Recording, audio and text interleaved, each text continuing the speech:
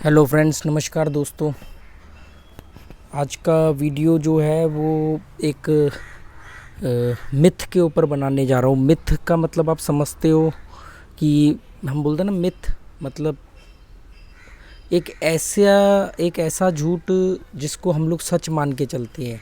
वो कोई भी झूठ हो सकता है, बहुत सारा। धर्म के लिए हो सकता है, धर्म के से जुड़ा हुआ हो सकता है, रोज़मर्रा की जनरल नॉलेज के ऊपर हो सकता है, इस तरह की चीज़ों पर हो सकता है कि मेरी दादी कहा करती थी, मेरी नानी कहा करती थी, या हमारे ख़ानदान में तो यही चलता है, या हमारे पापा यही कहते हैं, या हमारे यहाँ ये ऐसा ही चलता रहता है।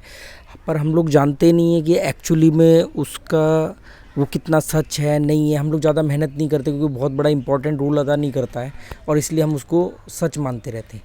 धीरे धीरे हमारी कंडीशनिंग ऐसी हो जाती है कि हम उस पर अड़ने लगते हैं, लोगों से बहस करते हैं, अपने आप को सही साबित करते हैं। इवन इसमें और आगे जाने पर, मतलब और ज़्यादा अड़ने पर ऐसा तक हो जाता है कि आप को उसी तरह के उदाहरण मिलते हैं जो आपके उस सच को और मजबूत करते हैं। उसी तरह की घटनाएं आपके साथ घटती हैं और वो आप इतने स्ट्रांग हो जाते हो। ऐसा मैंने बहुत सारे कॉमन, मतलब ये कॉमन है बहुत ज़्यादातर लोगों में, ख़ास तौर पे जो लोग रैशनलिस्ट नहीं है, जो तार्किक नहीं है, जो तर्क और अनुभव के बेस पे बात नहीं करते हैं।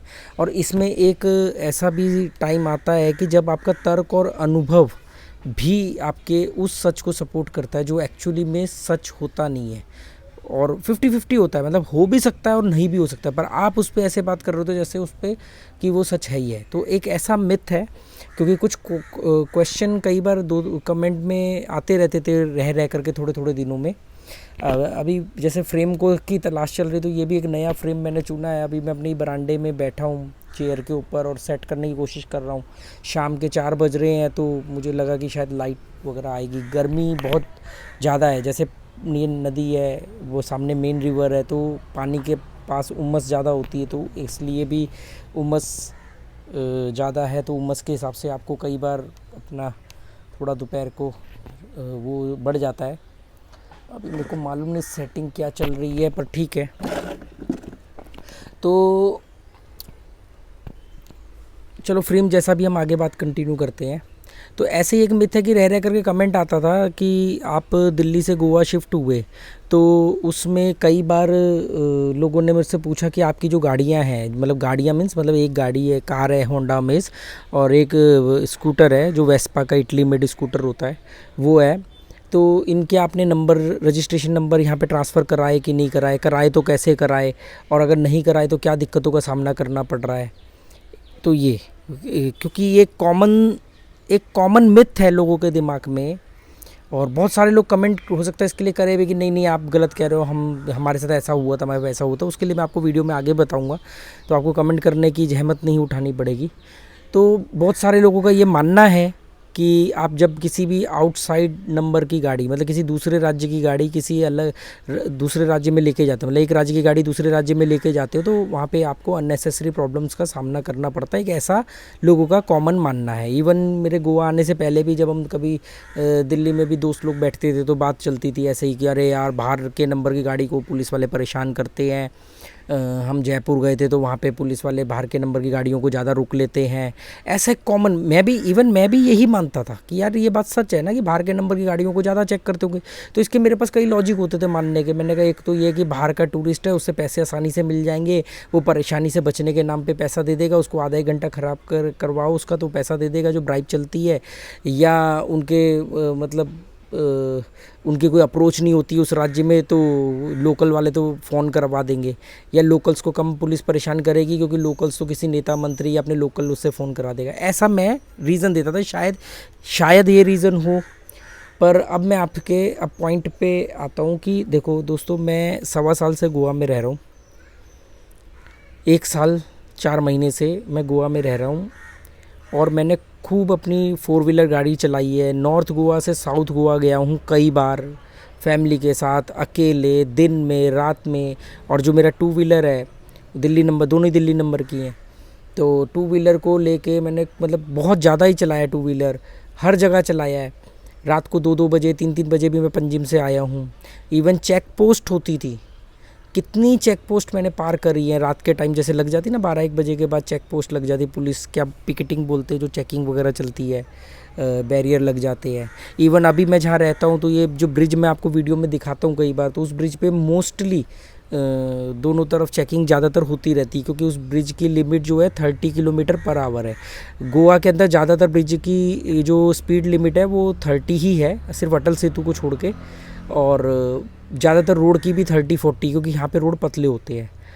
तो आज तक इतनी ही चेक पोस्ट मैंने पार करी, ऑल ओवर इंडिया भी और गोवा के अंदर भी, मुझे कभी भी किसी पुलिस वाले ने नहीं रोका। चेक पोस्ट के दौरान की बात कर रहा हूँ, ऐसा भी नहीं कि ऐसे ही चल रहे हैं तो जी इत्तेफाक हो सकता है, क्योंकि इत्तेफाक एक बार होगा, 2 बार होगा। जो घटना कई 5 साल से चल रही है, 5-7 साल से मैं ड्राइव कर रहा हूँ, हर महीने मैं राजस्थान जाता था दिल्ली से 280 किलोमीटर दूर, तो आज तक कभी ऐसा नहीं हुआ। और 2-3 चेक पोस्ट पे मुझे रोका, तो मेरे ख्याल से शायद इस 5-7 साल की बात बता रहा हूँ, तो डॉक्यूमेंट वगैरह चेक की और ओके, कोई आर्ग्यूमेंट नहीं, कोई बहस नहीं, कोई किसी तरह की कोई दिक्कत नहीं। तो ये मिथ आया कहाँ से? होता क्या है दोस्तों, हम कब आप अगर एक इंसान का बिहेवियर के बारे में बात करो तो इंसान कभी भी ये मानने को तैयार नहीं होता कि उसमें दोष है या उसमें गलती है या उसकी गलती है या पहले उसकी गलती है, वो ये मानने को तैयार नहीं होता। वो हमेशा परिस्थिति या दूसरों के ऊपर ही गलतियां थोपने के लिए तैयार किया जाता है मनुष्य के दिमाग को, और ये तैयार करते हैं उसके माँ बाप, उसका स्कूल, उसका समाज, क्योंकि हम लोग हमेशा रिएक्टिव होना सिखाते हैं, प्रोएक्टिव तो सिखाते ही नहीं है। तो इस वजह से ये चीज़ होती है। तो जितने भी लोगों का फ़ाइन किया, इनमें से जो भी ये बात से सहमत नहीं होंगे मेरे, मैं उनसे सिर्फ एक ही बात पूछूंगा, क्या आपको किसी भी और राज्य में आपके सारे डॉक्यूमेंट पूरे होने के बाद, सारे रूल फॉलो करने के बाद, क्या आपको साजिश के तहत आपका फ़ाइन किया गया? 99.9% का जवाब होगा कि नहीं, ऐसा नहीं, कुछ तो गलती थी, चाहे सीट बेल्ट नहीं लगी थी, चाहे ओवर स्पीड लिमिट थी, चाहे मोबाइल पे बात कर रहे थे, चाहे मतलब हॉर्न बहुत तेज़ कर रहे थे, गाड़ी मॉडिफाई करी हुई थी, गाड़ी पे उल्टे सीधे स्टिकर लगा रखे थे, जाति सूचक वर्ड लिख रखे थे, कोई भी रीज़न रहा हो, ठीक है, पर रूल ब्रेक हुआ है। अब हमने रूल पढ़े नहीं, हम तो पैसे दे के लाइसेंस बन जाते हैं, तो गाड़ी तो चलानी आती है पर रूल का मालूम ही नहीं होता।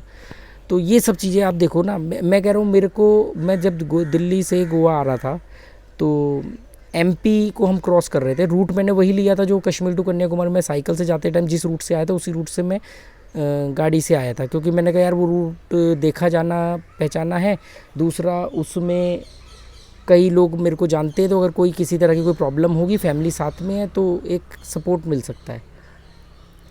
तो एमपी के अंदर मेरे को एक जगह पे पुलिस ने रोका और चेकिंग चल रही थी, और वहाँ पे उन्होंने बोला कि आपकी ओवर स्पीड है। मैंने कहा मैं ओवर स्पीड तो कभी गाड़ी चलाता ही नहीं, मतलब मेरा तो दोस्त लोग मेरा मजाक उड़ाते कि यार तू ऐसे कैसे गाड़ी चलाता है। अब गोवा में आके मुझे ये प्रॉब्लम नहीं होती कि गोवंस भी ऐसे ही स्लो गाड़ियाँ चलाते हैं, यंगस्टर या कुछ लोगों की मैं बात नहीं करता, ज़्यादातर लोगों की बात कर रहा हूँ। तो उन्होंने मेरे को बोला कि आपकी स्पीड जो है वो 42 किलोमीटर है। तो मैंने कहा यार 42 किलोमीटर पे कैसे फ़ाइन हो सकता है? उन्होंने कहा नहीं, ये यहाँ की speed limit 30 kilometre per hour है, ये वाइल्ड लाइफ सेंचुरी है।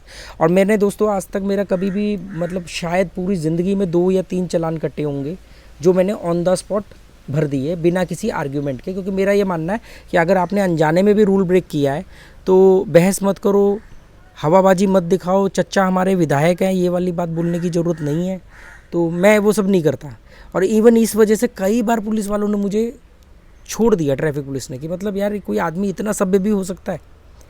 तो ये एक मिथ है कभी भी। और देखो, जिन चेक पोस्ट की मैं बात कर रहा हूँ ना, तो मैंने इस बात को नोटिस किया, मैं वहाँ पे स्लो हो जाता था कि यार मेरी गाड़ी को नहीं रोका, मतलब किसी और की रोकेंगे। तो मैंने देखा कि वो टूरिस्ट की भी रोक रहे हैं और वो लोकल्स की भी रोक रहे हैं। जहाँ पे मेरा 1000 रुपीज़ का स्पीड लिमिट का फ़ाइन हुआ था एमपी के अंदर, वहाँ पर उन्होंने लोकल्स गाड़ियों को भी रोका हुआ था। देखो, पुलिस के पास एक पावर है, उसको एक नॉर्म्स दिए गए हैं, उस नॉर्म्स को जो भी ब्रेक करेगा उसको वो फ़ाइन करेंगे, या अगर ब्राइब वाला मैटर भी माने तो उसको भी उससे ब्राइब मिलेगी। ऐसा नहीं है कि बाहर की गाड़ी की नंबर से ज़्यादा ब्राइब मिलेगी और लोकल वाले से कम मिलेगी। उनको, मतलब उनका सिंपल सा एक फ़िक्स सिस्टम है, जो इलीगल सिस्टम है वो भी फिक्स है, और जो है रूल वाला वो है ही है। तो मतलब मेरा अपना निजी तजुर्बा है, मुझे नहीं मालूम, आप कमेंट करके बताना आप लोग कितने लोग मेरी बात से सहमत हैं।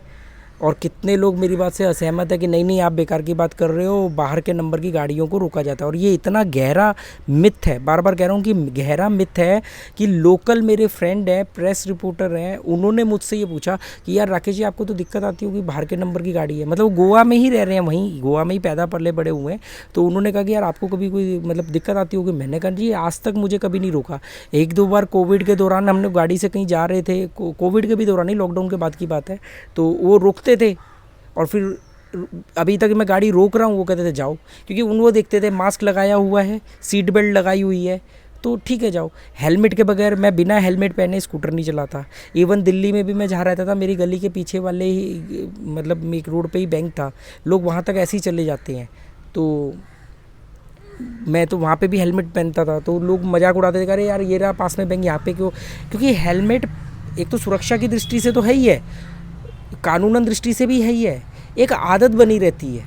क्योंकि आप ऐसा नहीं कि 200 मीटर जा रहे हो तो हेलमेट क्या पहने और 20 किलोमीटर जा रहे हो तो हेलमेट पहन ले।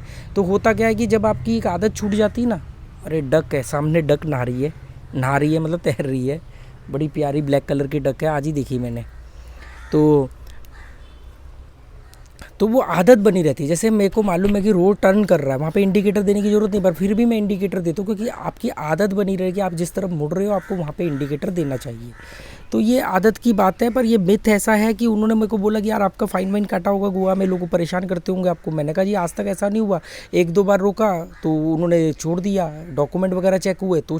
इवन जब हमने गोवा में एंटर कर रही थी तो हमारी 3 जगह गाड़ी को उन्होंने चेक किया, मतलब डॉक्यूमेंट वगैरह चेक किए, सब पेपर पूरे थे, उन्होंने जाने दिया। हाँ, पूना में हमारा फ़ाइन कटा था, क्योंकि हम जैसे ही सुबह सुबह 5 बजे निकले होटल से, और अभी हमने मास्क लगाना ही था, उससे पहले ही चेकिंग हो रही थी, तो हमने मास्क नहीं लगा रखा था, तो हमारा फ़ाइन हुआ था मास्क को लेके।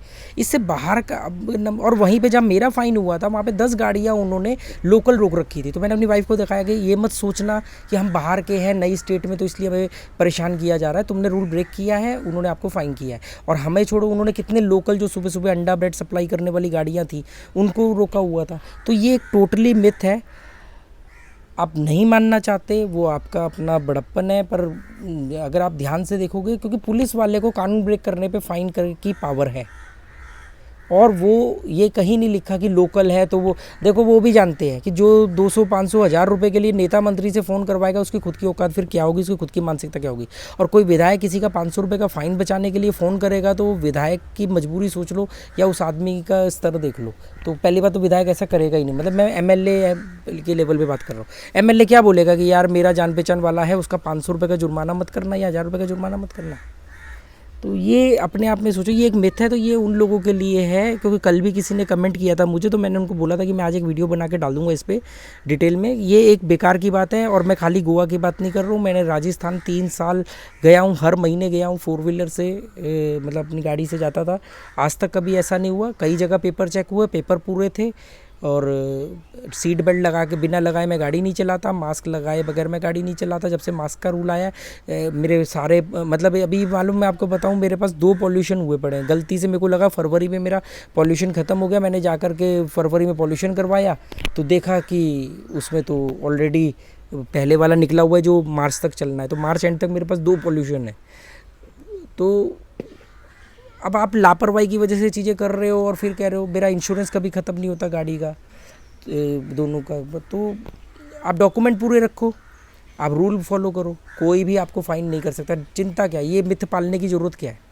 तो उम्मीद करता हूँ कि शायद इससे, और अच्छा जिन लोगों ने मिथ पाले, इससे एक बात भी साबित होती है कि आप बहुत कम अनुभव पे ही अपनी राय बनाते हो। अब ऐसा मेरा फ़ाइन हुआ एमपी में तो मैं राय बना लूँ, पर जब मेरा फ़ाइन हो रहा था तो मैं ऑब्ज़र्व कर रहा था कि मेरे को रोका या बाहर की 1-2 गाड़ी रोकी, तो उससे डबल ट्रिपल गाड़ियाँ लोकल रोकी। किसी भी जगह पे लोकल गाड़ी ज़्यादा होगी बाहर के मुकाबले, तो लोकल गाड़ियों की भी स्पीड ज़्यादा थी, उनको भी रोका जा रहा था। मेरी उनसे बात भी, उन्होंने कहा यार ये देखो कैमरे में स्पीड आई है और मैं इसमें कुछ कर नहीं सकता आपके। मैं कहा ठीक है कोई बात नहीं।